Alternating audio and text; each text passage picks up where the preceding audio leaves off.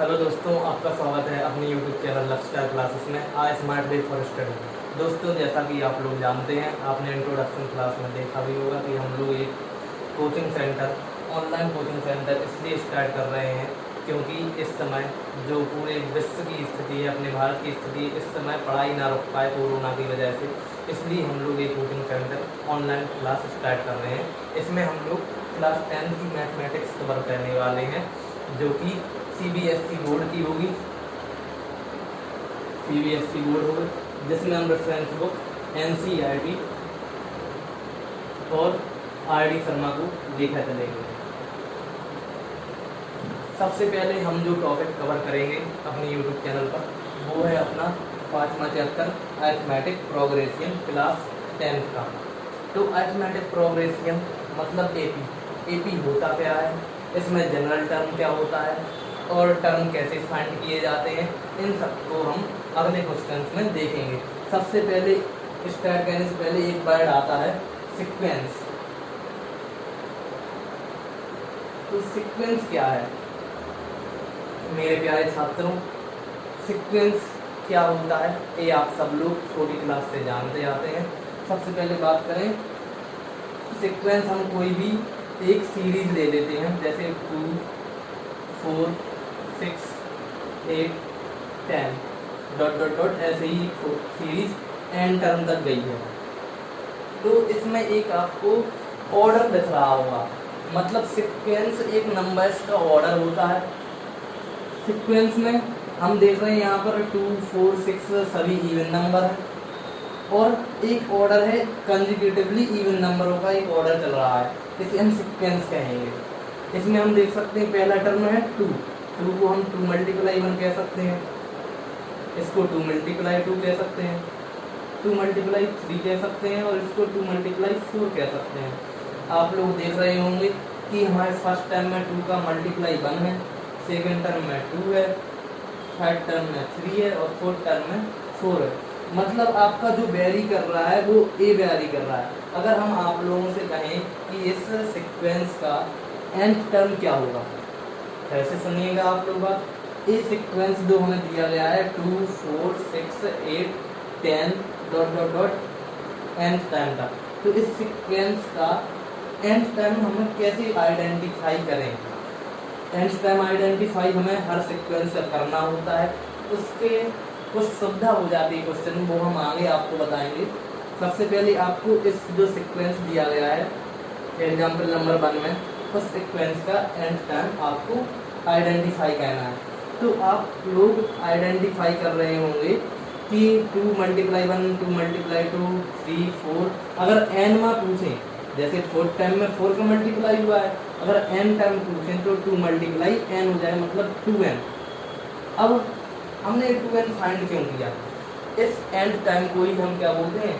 General term of sequence. इसको बोलेंगे हम general term of sequence.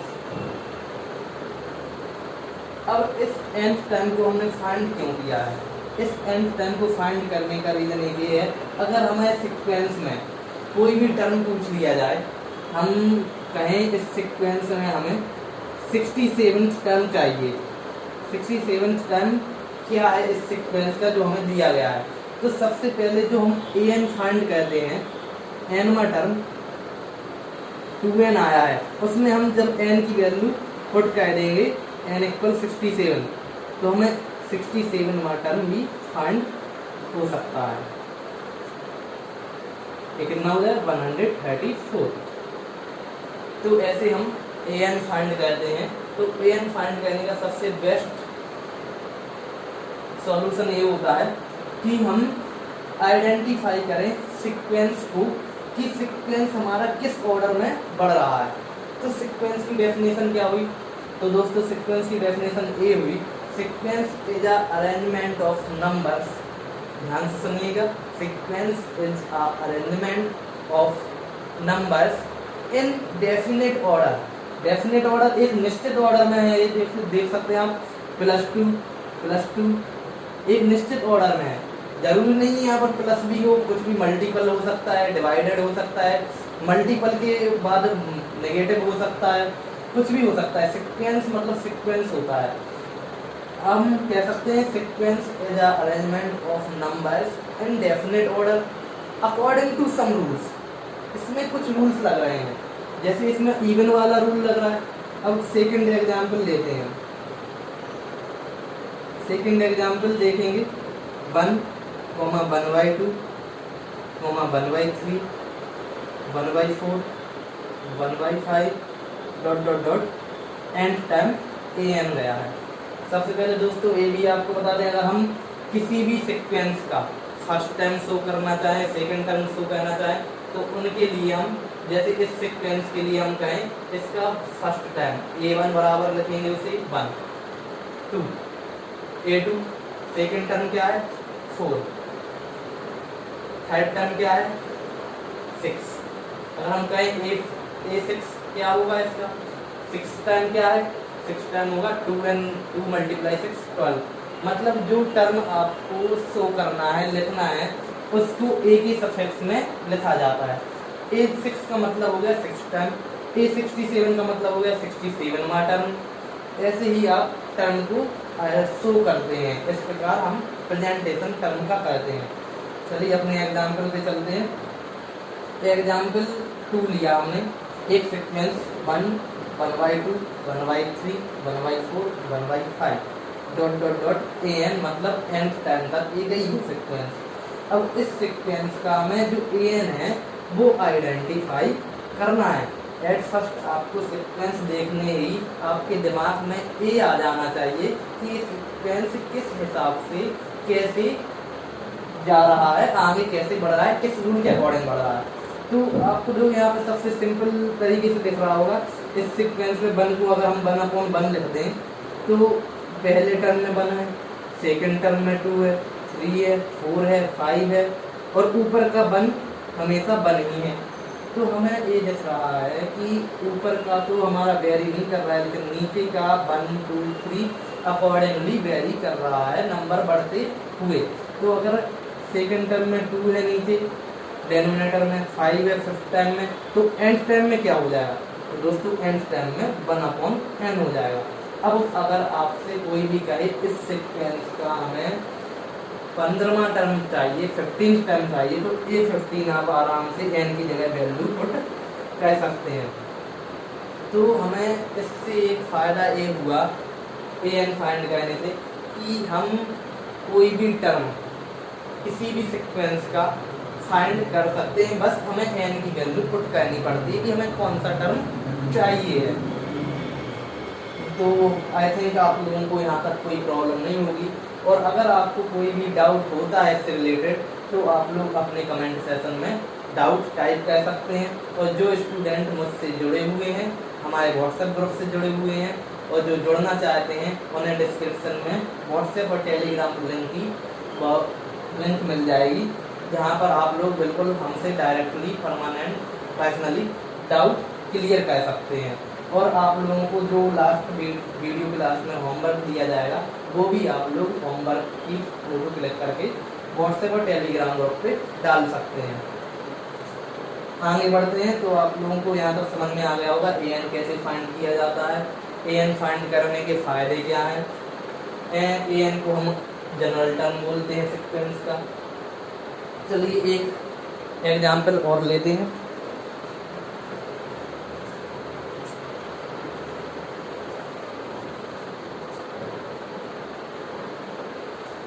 Example number 3 हम लेते हैं 1, 3, 5, 7, 9, 11। आप लोग देख रहे होंगे दोस्तों कि इसमें हमने सभी ऑड नंबर्स को लिया है। अब ऑड नंबर्स का हम जनरल टर्म कैसे लिखेंगे? इवन नंबर्स का तो हमने लिख दिया था 2 मल्टीप्लाई चलता है, लेकिन ऑड नंबर्स का जनरल टर्म किसका मल्टीप्लाई चलता है? अब जरूरी तो नहीं है, सीक्वेंस है। सीक्वेंस हमेशा ध्यान रखने वाली बात है, सीक्वेंस में कोई भी रूल अप्लाई हो सकता है, जबकि एपी में सेम रूल चलता है। ठीक है, सीक्वेंस है तो अब इसको हम मल्टीप्लाई के टर्म में नहीं लिख सकते हैं। जैसे हमने इसमें मल्टीपल में लिख दिया था इसमें हमने डिवाइड में लिख दिया था अकॉर्डिंगली। अब हम इसको कैसे आइडेंटिफाई करें कि इसका an क्या होगा। चलो हमने देखा इसे हम मल्टीप्लाई में नहीं लिख सकते हैं, मल्टीप्लाई में नहीं लिख सकते हैं, लेकिन इसे हम इवन नंबर से -1 तो लिख सकते हैं। 2 - 1, 4 - 1, 6 - 1, 8 - 1। अब आप लोग देख रहे होंगे सीरीज इवन नंबर में 2, 4, 6, 8 आता जा रहा है, और इस 2 को हम लिखेंगे 2 × 1 -1, 2 × 2 -1, 2 × 3 -1, 2 × 4 -1। आप लोग देख सकते हैं कि हमारा 2 का मल्टीपल बढ़ता जा रहा है, जबकि सभी जगह -1 ही हो रहा है। मतलब 2 अगर सेकंड थर्ड टाइम देखें तो 5 को लिखा हमने 6 - 1 और 6 को लिखा हमने 2 × 3। मतलब थर्ड टर्म में 2 × 3 -1 हो रहा है, फोर्थ टर्म में 2 × 4 -1 हो रहा है। ऐसे ही अगर हम n टर्म की बात करें तो 2 × n - 1 होगा। तो आप लोग an बहुत आसानी से फाइंड कर सकते हैं, 2n - 1। अब हमने 2n - 1 कर लिया है फाइंड। अगर हमसे कोई कहे कि इसका हमें 17 टर्म चाहिए तो हम n = 17 पुट कर देंगे, तो ये आ जाएगा 34 - 1 = 33। इस सीक्वेंस का 17 टर्म अपना 33 होगा। अब दोस्तों आप लोग देख रहे होंगे कि अपना जो लेवल है सीक्वेंस का वो बढ़ता जा रहा है। तो आप लोग अब एक डाउट ये दिमाग में हो सकता है, क्या सर सीक्वेंस आगे से ही एक जैसा रहता है कि इनमें से कुछ टर्म अलग हो सकते हैं, कि कुछ टर्म यहाँ से सीक्वेंस स्टार्ट हो सकता है? तो हम बताना चाहेंगे दोस्तों, आपका सीक्वेंस किसी भी टाइप का हो सकता है। आगे के 2 टर्म आपके एक से दे दिए जाएं, आगे के टर्म आपको सीक्वेंस में दे दिए जाएं, लेकिन जो आपका सीक्वेंस कहलाएगा उसमें नंबर्स का ऑर्डर जरूर कहीं ना कहीं बनेगा। जैसे हम एग्जाम्पल लेते हैं 4, एग्जाम्पल 4 आपको यहाँ पर लेते हैं।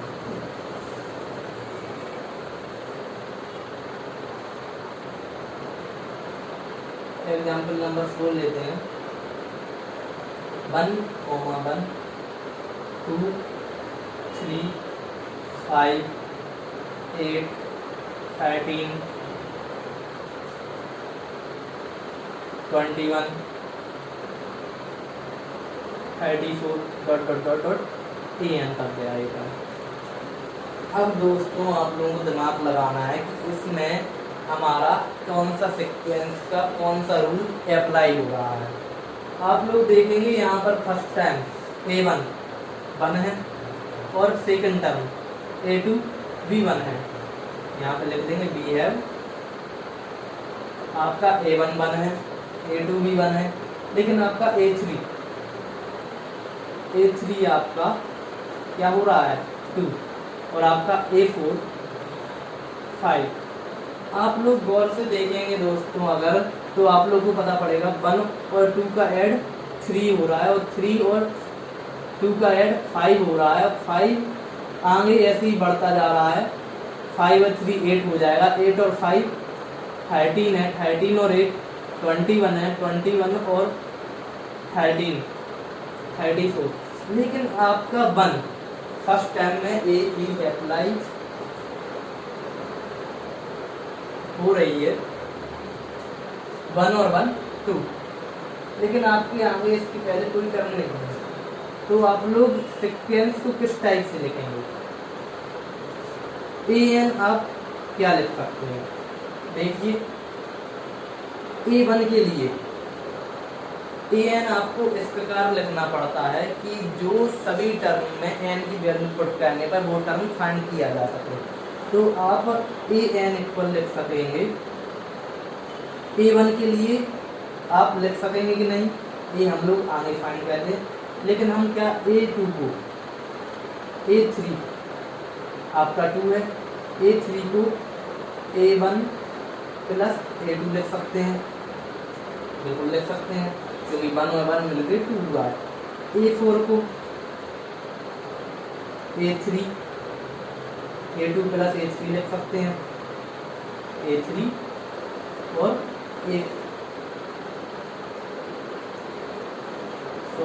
A3 और A2 और A3 का ऐड A4 हम लिख सकते हैं। क्या हम A2 के लिए ऐसा लिख सकते हैं? A2 के लिए क्या हम ऐसा लिख सकते हैं? A2 हमारा 1 है, तो हम A2 के लिए ऐसा नहीं लिख सकते हैं, क्योंकि उसकी आगे सिर्फ एक ही टर्म है, तो जबकि सभी टर्म 2 टाइम्स का ऐड है। तो हम A3 से स्टार्ट कर रहे हैं, जबकि आपके A1 और A2 दिए गए हैं जो सेम है।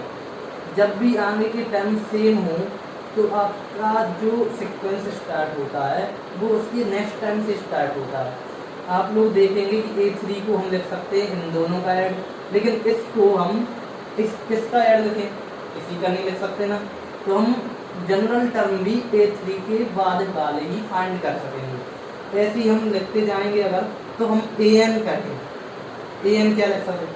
यहाँ पर 3 है, यहाँ पर 1 है, यहाँ पर 2 है, यहाँ पर 4 है, यहाँ पर 2 है, ये 3 है। मतलब पहला टर्म जो उससे पहले दो आगे का टर्म प्लस उससे पहले का टर्म, मतलब AN से पहले का टर्म दो आगे का AN-2 होगा, प्लस उससे पहले का टर्म AN-1 होगा। तो आपका जनरल टर्म इस टाइप से फाइंड हो सकता है।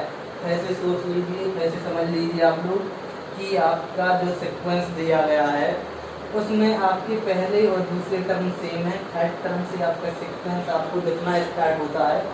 तो आप लोग दो टर्म का ऐड, कॉन्जुगेटिवली दो टर्म का ऐड अगला टर्म बन रहा है, तो आप लोगों को इसमें दिमाग लगाने की ज़रूरत है, क्योंकि हम A2 को किस A1 और A0 तो होता नहीं है, तो उसको ऐड नहीं लिख सकते। तो हम A3 से जो हमारी सीक्वेंस है उसको हम शो कर सकते हैं, इसलिए हम A3 से स्टार्ट किया है, जबकि A1 और A2 हमको लिखना ही पड़ेगा।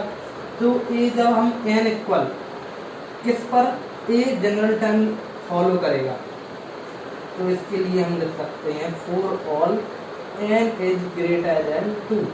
जब हम n की वैल्यू इसमें 2 से बड़ी रखेंगे जभी A वाला जनरल टर्म हमारा सपोर्ट हमें करेगा।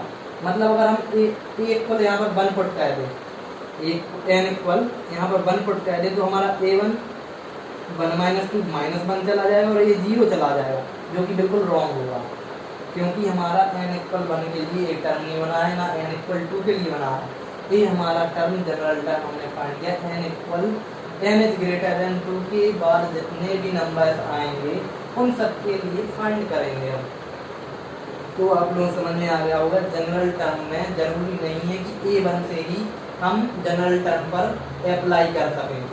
हमारा जब हम अप्लाई नहीं कर सकें तो हमें A1 और A2 लिखना पड़ेगा, और A2 के बाद के लिए हम A जनरल टर्म लिख सकते हैं, जिसमें n की वैल्यू हमेशा 2 से बड़ी ही रखनी पड़ेगी। तो हमें A लाइन जरूर लिखनी पड़ेगी, for all values of n is greater than 2। आप लोग इसको अगर नोट कहना चाहते हैं तो नोट कह सकते हैं।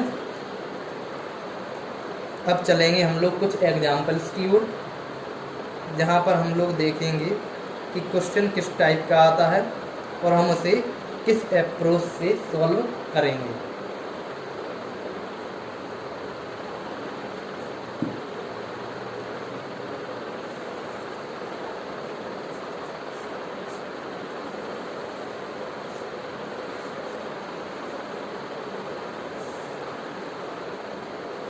आप लोग जो नोट कहना चाहते हैं वो आप लोग वीडियो पॉज करके भी नोट कह सकते हैं।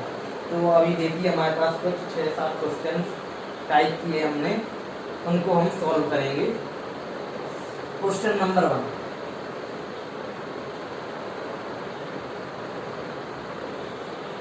आपको गिवन है an इक्वल्स टू n² + 1,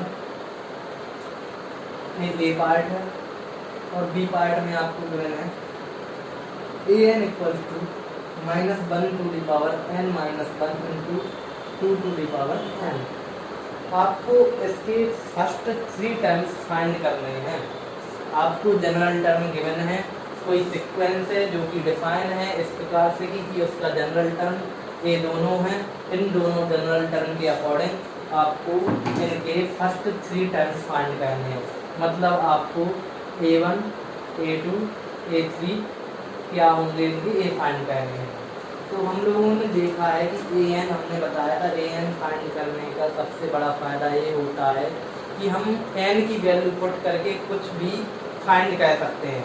अभी जो हमने लास्ट क्वेश्चन लगाया उसमें एन की वैल्यू 1 और 2 पर ए एन अप्लाई नहीं हो रहा था, लेकिन जो क्वेश्चन इनमें दिए गए हैं उनमें ना एक कंडीशन दी गई है कि एन इज ग्रेटर देन पर ये अप्लाई होंगे। तो हम फर्स्ट 3 फाइंड करने के लिए एन इक्वल 1 2 3 पुट कर सकते हैं। अगर कोई ऐसा टर्म मिलता है जो कि जिस पर एन इक्वल 1 से स्टार्ट नहीं होता है, अप्लाई नहीं करते, तो उन क्वेश्चंस में हमें पहले से दिया जाता है कि इसमें हमें क्या फाइंड करना है। तो हम A1 फाइंड करने के लिए एन इक्वल, सबसे पहले ए वाला पार्ट देखते हैं। We have a n equal n square plus 1, हमको फाइंड करना है 1 2 3 A1 A2 A3। तो यहाँ पर हम लिख देंगे पुटिंग एन इक्वल टू 1 2 3, तो हमारा आ जाएगा A1 इक्वल 1 का स्क्वायर प्लस 1 मतलब A2, A2 इक्वल 2 का स्क्वायर प्लस 1 2 का स्क्वायर 4 और 1 5, A3 इक्वल आ जाएगा 3 का स्क्वायर प्लस 1 9 और 1 10। ऐसे आपके फाइंड हुए। इसी टाइप से आप ये वाला क्वेश्चन को देखेंगे। ये क्वेश्चन थोड़ा आपको देखने में हार्ड लग रहा होगा, लेकिन मैथ इतनी इजी होती है आप लोग समझ नहीं सकते। हम देखेंगे बी है ए एन इक्वल, हमें क्या लेना है -1 की पावर n -1 इंटू 2 की पावर n। अब हमको पुट करना है क्या, n इक्वल टू 1 2 3 तक ही रहना है। तो A1 जब हम पुट करेंगे 1 की पावर n जहाँ कहीं पर भी हो वहाँ पर हमें 1 2 3 रखना है। 1 -1 इंटू 2 की पावर 1 1 -1 -1 की पावर 0 हो जाएगी और 2 की पावर 1, किसी की भी पावर 0। आप लोगों ने 9th क्लास में एक्सपोनेंट चैप्टर पढ़ा होगा, किसी की भी पावर 0 1 हो जाता है, तो 2 अकेला आंसर आ जाएगा। A2 फाइंड करें -1 की पावर 2 -1 इंटू 2 की पावर 2 -1 की पावर 1 -1 होगा, 2 की पावर 2 2 4 हो जाएगा और यहाँ पर -4 आपका आंसर आ जाएगा। अगर हम फाइंड करें A3 -1 की पावर 3 -1 इंटू 2 की पावर 3 -1 की पावर यहाँ पर स्क्वायर आ जाएगा मल्टीप्लाई 2 का क्यूब 8 हो जाएगा। माइनस की पावर जब भी इवन होती है तो पॉजिटिव हो जाती है, और जब भी माइनस की पावर ऑड होती है तो वो नेगेटिव बनी रहती है। तो -1 का स्क्वायर प्लस 1 और 8 प्लस 8 आंसर आ जाएगा। आप लोगों को इन दोनों क्वेश्चंस में कोई भी प्रॉब्लम नहीं होगी। आई थिंक ये क्वेश्चंस बहुत ईजी है। तो अब हम लेवल बढ़ाएंगे धीरे धीरे क्वेश्चंस का। इन क्वेश्चंस को आप लोग वीडियो रोककर नोट भी कर सकते हैं, और फिर आप लोगों को आगे इसके अकॉर्डिंग होमवर्क भी दिया जाएगा ऐसे क्वेश्चंस में।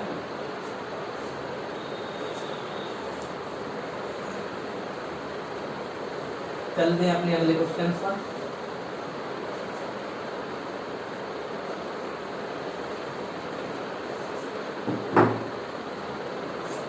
अगला क्वेश्चन आपके लिए what is the 18 times of sequence defined by an equal to आपका दिया गया है n-3 अपॉन n+4। आपका क्वेश्चन ये है कि आपको इसका एक ऐसे सीक्वेंस का 18 टाइम फाइंड करना है जिसमें an आपको दिया गया है। तो हमने अभी कुछ टाइम पहले ही आप लोग समझाया है कि an गिवन होने का फायदा यही था कि n की वैल्यू पुट करो और सीधा आंसर लो, जो टर्म चाहिए वो लो। और आपको 18 टाइम चाहिए तो आपको an में n बराबर 18 पुट कर देना है। यहाँ पर आप लोग सीधा लिखेंगे सॉल्यूशन में, बी है में आप लोग ये लिखेंगे, फिर सीधा लिखेंगे 4 find 18 time putting n equals to 18 in an। आपको 18 टाइम फाइंड करने के लिए n इक्वल 18 पुट करना है an में, तो 18 आपका आ जाएगा 18 माइनस के 3 अपॉन के 18 प्लस के 4। इसको सॉल्व करने पर आपको 18 मल्टीप्लाई 18 माइनस 3 15 अपॉन 18 प्लस 4 22। इसको आप काटेंगे 9 11 15 135 अपॉन 11 आपका 18 हो जाएगा। यहाँ तक आपको कोई प्रॉब्लम नहीं हुई होगी। आपने कैसे क्वेश्चन देखा, 18 टाइम फाइंड करना है, an गिवन है, तो अपना आधा क्वेश्चन से सॉल्व दिया गया है। इसमें आपको n की वैल्यू 18 पुट कर देनी है, तो जैसे हमें 18 टाइम आ जाएगा हमारा 135 अपॉन 11 18 माइनस 3 अपॉन 18 प्लस 4। बहुत इजी क्वेश्चन है आपके इस चैप्टर की। सबसे पहले हम लोग यही चैप्टर पूरा कंप्लीट करेंगे। इसके आफ्टर हम लोग ट्रिग्नोमेट्री की ओर चलेंगे, जो कि बहुत सारे स्टूडेंट की प्रॉब्लम होती है और बहुत इजीली, बिल्कुल इजीली हम लोग ट्रिग्नोमेट्री भी सीखेंगे। ऐसे ही वो आप लोग एंजॉय कर रहे होंगे क्लास को लाइक शेयर और सब्सक्राइब करना नहीं भूलें अपनी चैनल को। और ज़्यादा से ज़्यादा अपने एरिया में जितने दोस्त हैं, जितने भी स्टूडेंट हैं, उन सबको एक कोचिंग क्लास आपको शेयर करनी है। ये बिल्कुल फ्री ऑफ कॉस्ट चल रही है, ना इसका कोई आपको पैसा है ना कुछ है। बस आप लोगों को बैठ के नोट्स लेके इसमें पढ़ने बैठना है और कुछ नहीं कहना है। और आप लोगों को जो डाउट हो वो भी आपके डाउट बताए जाएंगे। डाउट क्लास भी हम लोग संडे टू संडे करेंगे। अब आप नेक्स्ट क्वेश्चन पे चलते हैं।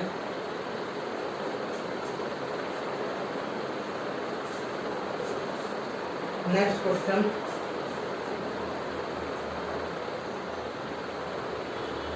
आपका एक सीक्वेंस है जिसमें आपका पहला पार्ट a1 गिवन है -1, an गिवन है an -1 upon n for all n is greater than equal to. आपका फर्स्ट पार्ट a1 गिवन है आपको a -1, an मतलब जनरल टर्म आपको इस प्रकार गिवन है। आपको a1 देने का इनका यही मतलब है कि आपको n इक्वल 1 पर an फाइंड नहीं करना है। और आपको कंडीशन भी दी गई है, जो an है वो कंडीशन किस कंडीशन पर अप्लाई होगा, n is greater than equal to. जब आपका n 2 से बड़ा होगा तो अब आपको an फाइंड करना है। अब आपको क्वेश्चन में फाइंड क्या करना है, आपको फाइंड करना है a2 a3 और a4। तो देखिए दोस्तों, इस प्रकार के क्वेश्चंस में हम लोग कैसे फाइंड करेंगे, n इक्वल 2 और 2 से बड़ी वैल्यू पर हम an में वैल्यू पुट कर सकते हैं। और आपको a1 गिवन है, जहाँ पर a1 आएगा 2 पुट करने पर वहाँ पर हम a1 की वैल्यू का यूज करेंगे। मतलब अगर हम सॉल्यूशन देखें इसका, हमारे पास है a1 -1 और an -1 अपॉन n। अब हम लोग फाइंड करना है 2 3 4, तो putting n equal to 2 3 4 in an में हम लोग पुट कर देंगे 2 3 4। 2 3 4 पुट करने पर हमें क्या पता पड़ेगा, an में जब हम 2 पुट करेंगे तो a2 इक्वल 2 -1 हो जाएगा यहाँ पर, और यहाँ पर 2 हो जाएगा। नीचे n है तो 2 हो जाएगा, मतलब a2 -1 a1 अपॉन 2। और a1 की वैल्यू हमारे पास क्या है, -1, तो -1/2 आ गया। a3 हम कैसे लोग फाइंड करेंगे, a3 फाइंड होगा, यहाँ पर एक कम आ रहा है टर्म, मतलब यहाँ पर a2 अपॉन 2 आ जाएगा। a2 की वैल्यू हमारे पास है -1/2, -1/2 के अपॉन के 2 मतलब -1/4। a4 कैसे आएगा हमारा, a3 अपॉन 2, मतलब ये पहले का टर्म अपॉन 2 हो रहा है, इसमें -1 है ना यहाँ पर, तो एक कम टर्म उस अपॉन का, सॉरी यहाँ पर कुछ मिस्टेक हुई, यहाँ पर 3 आएगा, अपॉन n चल रहा है तो यहाँ पर 6 हो जाएगा। और यहाँ पर क्या आएगा, a3 अपॉन 4, क्योंकि अपॉन में n है तो वही नंबर आएगा यहाँ पर। यहाँ पर -1/6 अपॉन के 4 हो जाएगा, तो -1/6 हो जाएगा 24। तो आप लोगों को ध्यान रखना है, क्योंकि इसमें बहुत छोटी छोटी चीज़ें हैं तो गलती भी बहुत जल्दी होती है। तो आप लोगों को एक एक स्टेप को बहुत ध्यान से करना होता है। ये तो हमारा पार्ट ए था। अब हम पार्ट बी की ओर चलेंगे। ये पार्ट बी में देखेंगे किस प्रकार का क्वेश्चन हम लोग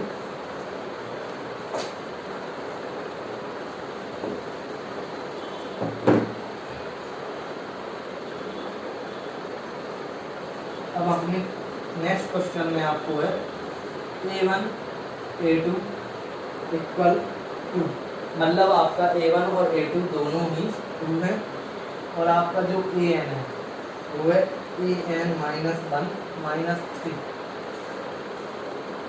for value of n is greater than 2। आपको आगे के 3 टर्म मतलब A3 A4 और A5 फाइंड करनी है। आपका ये क्वेश्चन है।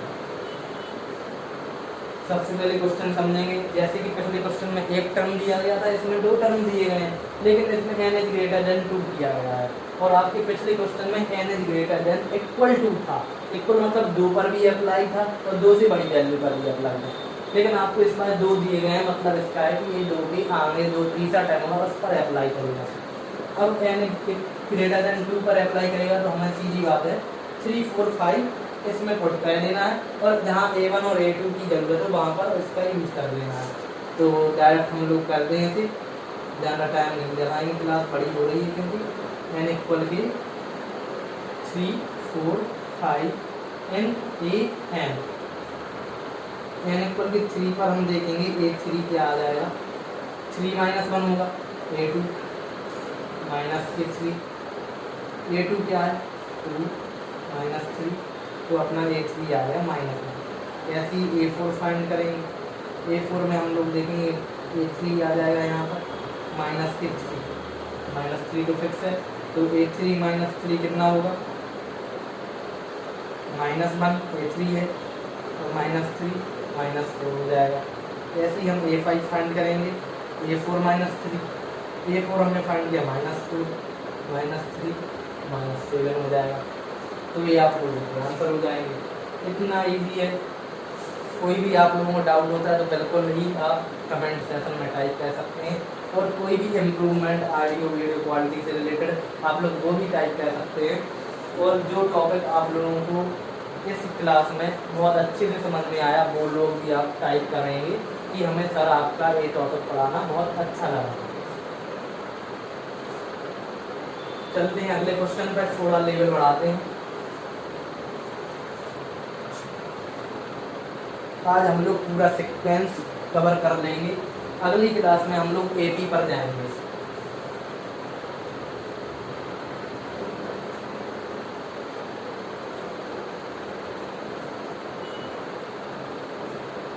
ऐसा ही एक क्वेश्चन है, आप लोग टाइप कर लीजिए, ये हम सॉल्व नहीं कराएंगे, नोट करना है आप लोगों को। लेट अ सीक्वेंस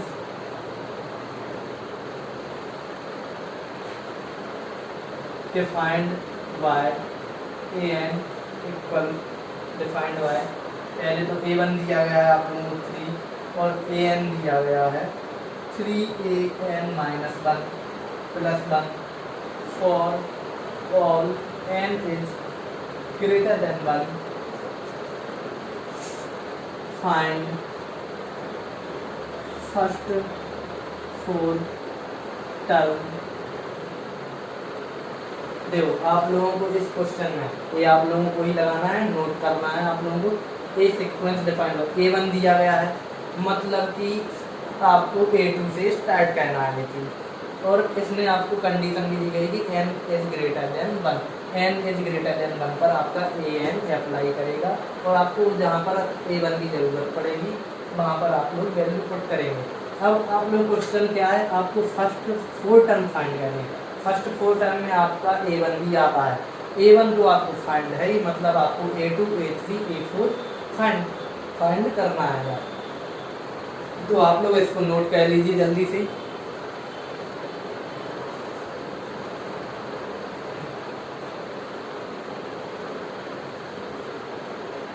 अब हम लोग देखेंगे अगला क्वेश्चन। नेक्स्ट क्वेश्चन थोड़ा बड़ा है।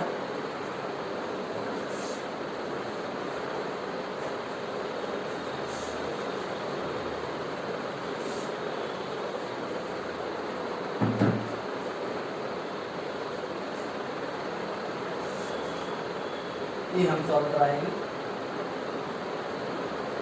a1 इक्वल 1 है, a2 इक्वल भी 1 है, and an equal to an minus 1 plus an minus 2 है। For all n is greater than 2 आपको फाइंड करना है an plus 1 upon an for n equals to 1 2 3 4। अब आपको जनरल टाइम फाइंड नहीं करना है, आपको अलग चीज़ फाइंड करनी है। आपको फाइंड करना है ये, इसमें an और an प्लस 1 का यूज है, मतलब आपको यहाँ पर कुछ ना कुछ टर्म फाइंड करने पड़ेंगे, जिसके लिए हमको जनरल टाइम की ज़रूरत पड़ेगी। n इक्वल 1 2 3 4 5 फाइंड करना है। जब हम मैक्सिमम यहाँ पर 4 पुट करके देखेंगे तो यहाँ पर a5 बन रहा है, मतलब हमें a5 तक की ज़रूरत है यहाँ पर। तो आपको a5 कहाँ से फाइंड होगा, आपका a5 आपका फाइंड होगा यहाँ से, आपको an से फाइंड करना पड़ेगा a5। a1 a2 आपको गिवन है, तो आपको यहाँ पर an में कहाँ से पुट करना है, 3 से पुट करना है, दिया भी है n 2 से बड़ा होना चाहिए, मतलब आपको n equal 3 4 5 in an A put करना है आपको n, जिससे आपको a5 तक की वैल्यूज आ जाएंगी। जब हम an में 3 पुट करेंगे तो 3 माइनस 1 a2 और 3 माइनस 1 a1 और a2 कितना हो जाएगा, 1 प्लस 1 2। ऐसे ही a4 जब फाइंड करेंगे तो a2 प्लस a3 हो जाएगा, 4 माइनस 2 और 4 minus 1 a3 plus a2, a3 की वैल्यू 2 और a2 की वैल्यू 1, a3 आ जाएगी। ऐसे ही आप a5 फाइंड करेंगे, जिसमें 5 माइनस 1 मतलब a4 प्लस a3, a4 की वैल्यू 3 और a2 की वैल्यू a3 की वैल्यू आपकी 2। मतलब जो हमने अभी क्वेश्चन लगाया था जिसमें 2 नंबर ऐड हो रहे थे, वही वाली सी 2 3 5 ऐसी 1 1 वही सीरीज है। तो आपको a5 तक आ गया।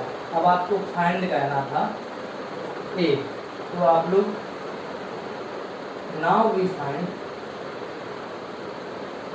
हम लोग क्या फाइंड करेंगे, an plus 1 upon an for n equals to 1 2 3 4। आप लोगों को an प्लस 1 an फाइंड करना है, तो 1 2 3 4 का। अब हम क्रमशः कंजुगेटिवली 1 2 3 4 इसमें पुट करेंगे। तो जब n इक्वल्स टू 1 होगा, n इक्वल्स टू 1 पर ये हो जाएगा a2 अपॉन a1, a2 की वैल्यू आपको है 1 और 1, तो आपका 1। n इक्वल्स टू 2 पर जब फाइंड करेंगे तो ये n इक्वल्स टू 2 पर फाइंड करेंगे तो a3 अपॉन a2, a3 की वैल्यू आपको है 2 और a2 की वैल्यू है 1, तो 2 हो जाएगा। n इक्वल 3 पर फाइंड करेंगे, a3 जब फाइंड करें तो a4 हो जाएगा यहाँ पर, 3 प्लस 1 4, तो यहाँ पर a3 हो जाएगा। a4 की वैल्यू आपके पास है 3 अपॉन a3 की वैल्यू आपके पास है 2, तो 3 अपॉन 2 हो जाएगा। ऐसे ही n इक्वल 4 पर फाइंड करेंगे तो a5 अपॉन a4, a5 हमने फाइंड किया था 5, तो a4 आया हमारा 3। तो आपके ये चारों आंसर हो जाएंगे। तो क्वेश्चन बहुत इजी था। सबसे पहले हमने देखा इसमें हाईएस्ट a5 तक आ रहा है 4 रखने पर, तो हमें a5 तक यहाँ फाइंड करना है, और a5 तक फाइंड करना है। 2 तो दिए गए हैं हमें, तीसरा चौथा पाँचवा ये फाइंड कर लिए। फिर हमने इसमें पुट किए लाइन से 1 2 3 4 और हमारे आंसर आते गए। तो क्वेश्चन बहुत इजी था। अगर कहीं समझ में नहीं आया हो तो आप लोग पूछ सकते हैं डाउट में। वैसे हम पूरी कोशिश करते हैं कि आप लोगों को क्वेश्चन हम ऐसे ही समझाने की पूरी कोशिश करें, आप लोगों को कोई डाउट नहीं है। फिर भी अगर आप लोगों के डाउट होते हैं तो आप लोग टेलीग्राम ग्रुप या व्हाट्सएप ग्रुप पर लिख सकते हैं, वहाँ पर हम पर्सनली आप लोगों को समझा सकते हैं। अब आखिरी क्वेश्चन पे चलते हैं, जो क्लास का आज का आखिरी क्वेश्चन है, जिसपे हमारा पूरा सिक्वेंस ऐसे क्वेश्चन से हार्ड लेवल का सिक्वेंस आप लोगों के लिए नहीं आ सकता है। लास्ट क्वेश्चन देखेंगे।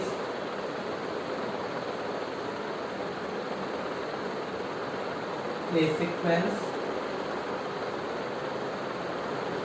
an इक्वल टू दिया गया है n क्यूब माइनस के 6n स्क्वायर प्लस के 11n माइनस 6। आपका एक क्वेश्चन दिया गया है, इसमें आपका एक पॉलिनोमियल है। पॉलिनोमियल में आपकी हाईएस्ट डिग्री क्या है? 3। हाईएस्ट डिग्री क्या है? 3। इसके आगे वो देते हैं कि हमें so that the first 3 terms are 0। आपके इसके पहले 3 टर्म 0 है and all other terms are positive. Question क्या है? क्वेश्चन में an इतना बड़ा टर्म है आपका, जनरल टर्म है, आपको पहले 3 टर्म फर्स्ट 3 टर्म्स 0 शो करने हैं और बाकी के आगे के टर्म आपको दिखाना है कि वो पॉजिटिव होंगे। तो इस क्वेश्चन को हम लगाएंगे कैसे? सॉल्यूशन लिखते हैं कि b है an इक्वल क्या दिया गया है? n क्यूब माइनस के 6n square plus 11n minus 6। आपका जो पॉलिनोमियल है वो an है। आपको पहले 3 टाइम 0 दिखाने हैं, तो आप लोग फर्स्ट 1 2 3 1 2 3 पुट कर देंगे तो 0 आना चाहिए। फॉर डायरेक्ट कर सकते हैं putting n equals to 1, 2, 3 in an। a1 आ जाएगा आपका 1 का cube minus 6 into 1 square plus 11 into 1 minus 6। 1 minus 6 plus 11 minus 6। तो आपका ये क्या हो रहा होगा? 0। 11 और 1 12 होगा, 6 6 12 होगा, ये 0। ऐसे ही आप लोग a2 फाइंड करेंगे। 2 का क्यूब माइनस 6 इंटू 2 का स्क्वायर प्लस 11 मल्टीप्लाई 2 इंटू 6। तो 8 माइनस 6 4 जा 24 प्लस 22 माइनस 6 इक्वल आप लोग देखेंगे यहाँ पर 22 और 8 30, ये भी 30, तो यहाँ पर भी 0। ऐसे ही आपका जो a3 आएगा वो भी आपका 0 आएगा। यहाँ पर जब हम 3 का क्यूब माइनस 6 इंटू 3 का square plus 11 multiply 3 minus 6 27 minus के 6 मल्टीप्लाई 9 54 हो जाएगा प्लस के 33 माइनस के 6। तो आपका ये सॉल्व करने पर भी क्या आएगा? 0 आएगा। इन दोनों का ऐड हो रहा है आपका 60, तो यहाँ पर भी हो रहा है 60, तो ये भी 0 आया। तो हैंस फर्स्ट 3 टर्म्स आर 0। हमारा एक पार्ट तो हमने प्रूव कर लिया कि पहले 3 टर्म 0 है। अब आपने ऑब्जर्व किया होगा कुछ भी ऑब्जर्व क्या ऑब्जर्व किया? अब हमें शो करना है आगे के बाकी टर्म भी पॉजिटिव होंगे। तो क्या हम a4 a5 a6 ऐसे रखते देखते जाएंगे? हम ऐसा बिल्कुल नहीं करेंगे। हम लोगों ने पिछली क्लास में 9th क्लास में फैक्टर थ्योरम पढ़ी है, पॉलिनोमियल का चैप्टर पढ़ा है, उसमें हम लोग ऐसे क्वेश्चन बहुत देखे हैं। हमने देखा है कि जो 1 2 3 पर 0 हो रहा है, मतलब एक फैक्टर है उनके 0 भी हैं। 0 कहा जाता था पॉलिनोमियल का 0, जिस पर वो 0 हो जाता था। 1 पर 0 हो रहा है, 2 पर 0 हो रहा है, 3 पर 0 हो रहा है। तो B observe an is head degree polynomial, head degree polynomial है, and it becomes 0 at n equal to 1, 2, 3, then n minus 1, n minus 2, n minus 3 is are factors of an। जिन जिन पर 0 हो रहा है वो सब्ट्रैक्ट होगा माइनस में, हमारे क्या हो जाते हैं factor theorem, according two factor theorem. आप लोग यहाँ पर लिख देंगे अकॉर्डिंग टू फैक्टर थ्योरम। हमारा an हाई डिग्री पॉलिनोमियल है जो कि 1, 2, 3 पर 0 हो रहा है, मतलब कि n-1, n-2, n-3 इसके क्या है फैक्टर है। अब आप लोग देख रहे हैं हाई डिग्री पॉलिनोमियल है तो हाईएस्ट डिग्री के अकॉर्डिंग ही उसके फैक्टर होते हैं, जितनी डिग्री उतने फैक्टर होते हैं। तो 3 डिग्री है तो इसके 3 फैक्टर होंगे जो कि हम लोगों ने फाइंड पहले से करी हैं। देन हम लोग लिख सकते हैं कि an equal to n-1 multiply n-2 multiply n-3। हम लोग an को an हमारा a लिखा जा सकता है, an a लिख सकते हैं। तो an a लिखने के बाद हम लोग जब भी इसमें n की कोई बड़ी वैल्यू पुट करेंगे then we can say that an is positive when n is greater than 3। जब भी हम 3 से बड़ी कोई वैल्यू पुट करेंगे तो ये हमारा हमेशा पॉजिटिव आएगा, क्योंकि 3 से बड़ी वैल्यू से छोटे नंबर सब्ट्रैक्ट होंगे तो हमेशा पॉजिटिव रहेगा। तो हमारा ये भी हमें प्रूफ करना था। हमारे दोनों पार्ट कैसे प्रूव हुए? फर्स्ट टाइम 0 दिखाया हमने 1, 2, 3 पुट करके। जब ये पॉलिनोमियल 1, 2, 3 पर 0 हो रहा है तो n-1, n-2, n-3 according two factor theorem इसके फैक्टर हो गए। और ये पावर 3 है तो इसके 3 ही फैक्टर होने चाहिए जो कि 1, -1, -2, -3 वाले हो गए। तो हम इसको पूरे को ऐसा शो कर सकते हैं। और इसको ऐसा शो करने से हमें ये पता पड़ा कि जब भी हम 3 से कोई बड़ी वैल्यू पुट करेंगे तो हमारे पॉजिटिव आएगा ये, और पॉजिटिव ही आएगा मतलब अदर टाइम्स भी पॉजिटिव होगा। तो हमारा ये प्रूव हो गया है आराम से। ये हमारा लास्ट क्वेश्चन था। तो दोस्तों होप आप लोगों ने क्लास को एंजॉय किया होगा, और पूरी क्लास जिसने एंड तक देखी है तो समझ लीजिए आप लोग बहुत ही अच्छी परसेंटेज 10th में गेन करने वाले हैं। बहुत ही अच्छी एजुकेशन आप लोग ले रहे हैं। आप लोगों को अपने टीचर पर विश्वास रखना है और आगे ऐसे ही पढ़ने जाना है। हमारा एम यही है, क्योंकि जो CBSE बोर्ड और IIT शर्मा ऐसी रेफरेंस बुक लगाते हैं उन लोगों की हाई फीस लगती है बड़े बड़े प्राइवेट स्कूलों में। आप लोग कुछ वैसे बच्चे होते हैं जो सिर्फ फीस दे पाते हैं और एफोर्ड नहीं कर पाते हैं कोचिंग क्लासेस, क्योंकि ऐसे सब्जेक्टों की कोचिंग क्लासेस बहुत ही महंगी ले रहे हैं आजकल कोचिंग टीचर। तो हम लोग पूरी कोशिश करेंगे साथ मिलकर आगे बढ़ने की, आपका पूरा सिलेबस अपने YouTube चैनल पर कवर किया जाए और आपको अदर्स क्लासेस अदर सब्जेक्ट की भी क्लासेस आप लोगों के लिए की जाए अपनी लक्ष्य क्लासेस पर। तो दोस्तों बहुत बहुत धन्यवाद आपका। सब्सक्राइब करें, शेयर करें। आप कम से कम आप लोगों को 10 दोस्तों से ये वीडियो शेयर करनी पड़ेगी, जिससे हमारी YouTube चैनल जल्द से जल्द ग्रो हो सके और हमारे क्षेत्र में अपना नाम हो सके और बहुत सारे बच्चे हम लोगों से जुड़ के फ्री ले सकें सुविधा और अपने टाइम को भी बचत कर सकें, क्योंकि जब हम लोग कोचिंग जाते हैं तो कम से कम 1, 1.5, 2 घंटे टाइम बर्बाद होता है। टाइम के साथ अपनी मनी आप लोगों को आपके पैसे भी बर्बाद होते हैं। तो आप लोगों को सिर्फ 1 घंटे डेली मोबाइल लेके बैठना है और आपको आराम से पढ़ना है। हम आपको बिल्कुल डाउट आपका एक एक क्वेश्चन क्लियर करेंगे। अब बात आती है होमवर्क पर। होमवर्क देना नहीं रुकना है आप लोगों को, बिल्कुल बहुत मेहनत करना है। आप लोगों की 10th है, CBSE बोर्ड है, तो आप लोग मेहनत करके पढ़ना है। आप लोग ये क्वेश्चन वीडियो रोक कर लगा सकते हैं, नोट कर सकते हैं। आप लोगों का होमवर्क ये रहेगा कि आपको पूरी एक्सरसाइज 5.1 तक सॉल्व करनी है एंड इससे पहले की एग्जाम्पल्स भी सॉल्व करेंगे। ये आप लोग होमवर्क करके फोटो खींच के डाल सकते हैं ग्रुप पर, व्हाट्सएप ग्रुप पर, टेलीग्राम ग्रुप पर। ठीक है, टेलीग्राम ग्रुप और व्हाट्सएप ग्रुप की लिंक आपको डिस्क्रिप्शन में मिल जाएगी।